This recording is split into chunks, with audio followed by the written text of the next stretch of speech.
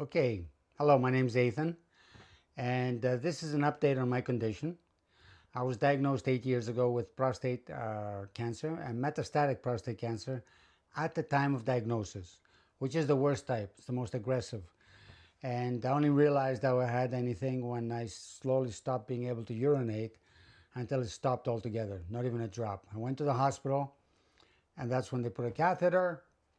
I kept it on for 4 months because I couldn't believe it, because I was healthy my whole life. Why is this happening? There's no way. Some mistake. The diagnosis happened in Cyprus. I said the doctors here are no good. I went to Greece. They diagnosed it again, metastatic prostate cancer. I didn't believe it, so I went to Canada. Again, the same thing. I didn't believe it.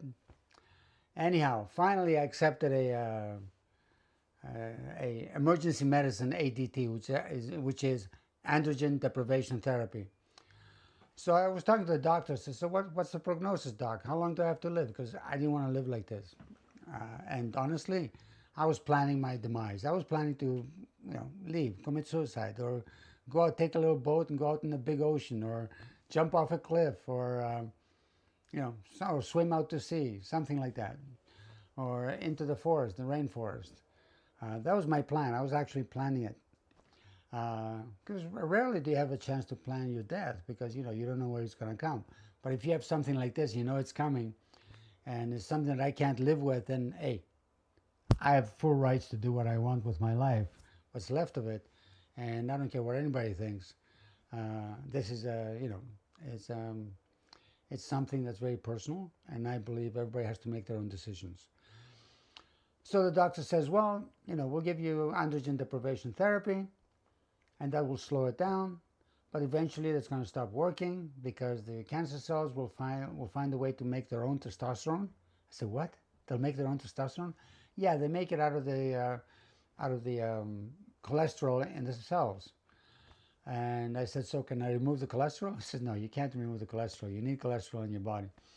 Okay, so then there's no way to stop it. No. So he says, unless maybe but now it's metastatic, so you can't even do surgery. It won't help because it's gone to other places. So this was metastatic at the time of prognosis. So I said, okay. And then eventually it's going to become castrate resistant. Yay, I said that. I like that. And he said, no, don't be so, don't get happy, because that means that we can't do anything more except give you one pill a day, which will slow down the progression. And you have on average 15 months, but you could go a lot longer. And what are the side effects? He says, well, you'll have a lot less energy, you'll feel very achy, your body will get weak, you'll lose all your muscle tone, and your breasts will go bigger. Breasts bigger? No, thanks. I'd rather die. He says, no, we're going to give you a bill. You're going to give you a pill for that as well. I said, okay, fine.